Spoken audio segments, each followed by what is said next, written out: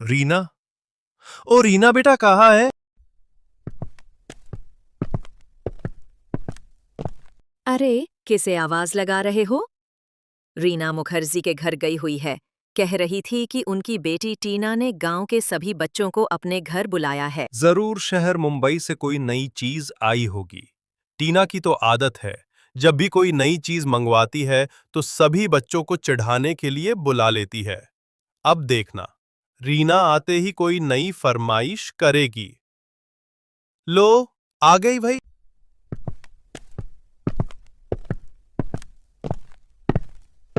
मन बापू, आपको पता है, टीना ने अपने घर के सभी कमरों में एसी लगवा दिए हैं। उनके कमरे का एसी तो ऐसे चल रहा था जैसे मानो बर्फ की सिल्ली पर बैठे हों। काश हम भी एसी में रह पाते। इतनी गर्मी पड़ रही है। एसी के तो अपने ही मजे हैं भाई। बेटा, हमारी इतनी गुंजाइश नहीं है कि हम मुखिया जी की तरह अपने घर में एसी लगवा सकें। टीना न जाने तुम लोग को अपने घर क्यों बुला लेती है, जबकि उसे अच्छी तरह पता है कि हम गरीबों की इतनी हैसियत नहीं है कि हम उनकी तरह जिंदगी जी सकें। इसलिए मत जाया करो उनके घर। अच्छा, मैं चलता हूं। मिट्टी के घड़े बेचने हैं और कुछ घड़े अभी बनाने भी है, वो तुम बना लेना। रीना की मां। रीना की मां घड़े बनाने बैठ जाती है, लेकिन रीना का ध्यान अब भी टीना के घर लगे एसी पर अटका हुआ था। तभी उसके दिमाग में एक आइडिया आता है। अगर हम मिट्टी का एसी बनाएं तो वो भी हमें ठंडी हवा दे सकता है।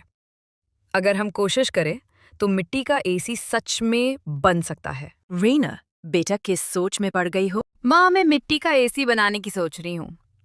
अगर हम टीना की तरह महंगा एसी नहीं ले सकते तो क्या हुआ? हम अपना मिट्टी वाला एसी तो बना ही सकते हैं। मिट्टी का एसी, पर वो हम कैसे बनाएंगे? माँ, हम कोई ना कोई जुगाड़ तो कर ही लेंगे, लेकिन मिट्टी का एसी तो जरूर बनाएंगे। रीना अब रोजाना अपना मिट्टी का एसी बनाने में जुट गई थी। वो दिन रात मेहनत कर रही थी। फिर एक दिन रीना ने बहुत ही बढ़िया और शानदार मिट्टी का एसी बना ही लिया। जब उसके माता पिता ने देखा तो वे हैरान रह गए कि रीना ने मिट्टी से एसी तैयार कर लिया है। रीना की मेहनत रंग लाई थी। वो बहुत खुश थी। उसने सोचा कि क्यों ना अपनी सभी सहेलियों को बुलाकर अपना बनाया हुआ एसी दिखाया जाए। इसलिए रीना ने अपने मोहल्ले की सभी सहेलियों को बुलाया। उनमें टीना भी शामिल थी। सभी लड़कियां रीना के घर आईं और उसका बनाया हुआ मिट्टी का एसी देखकर दंग रह गईं। टीना, जो हमेशा शहर की चीजों का घमंड किया करती थी, अब चुपचाप खड़ी रह गई।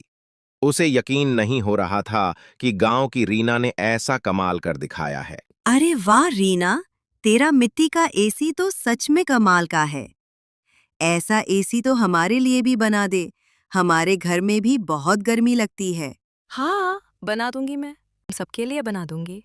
आखिर तुम सब मेरे अपने जो हो। तुम्हारे मिट्टी के एसी की मुझे जरूरत नहीं है। मेरा एसी तो ब्रांडेड है, महंगा भी और जबरदस्त भी।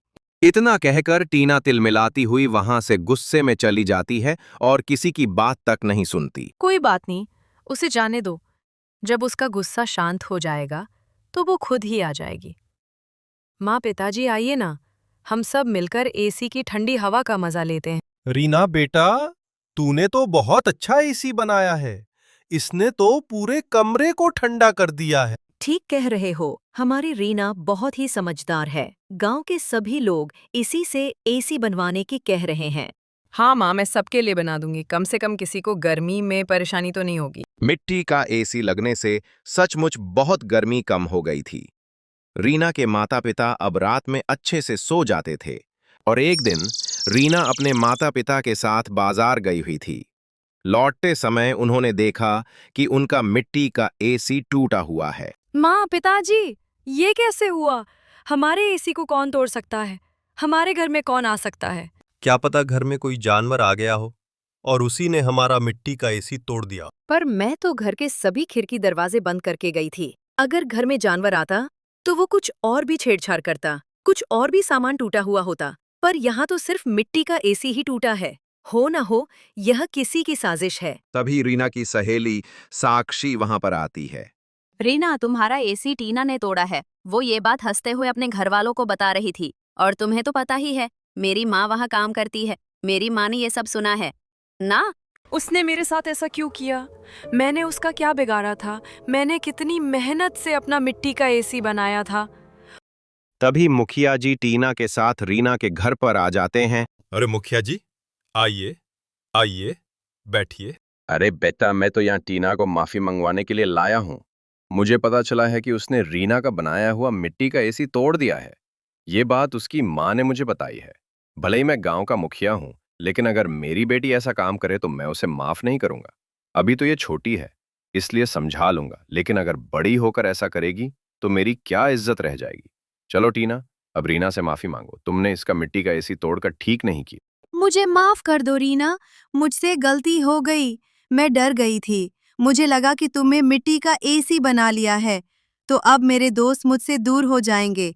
सब तुमसे ही मिट्टी का एसी बनवाएंगे और तुम्हारे साथ ही रहेंगे। कोई बात नहीं टीना, मैं नया एसी बना लूंगी। और तुमने ऐसा कैसे सोच लिया कि मैं तुम्हारे साथ दोस्ती नहीं रखूंगी?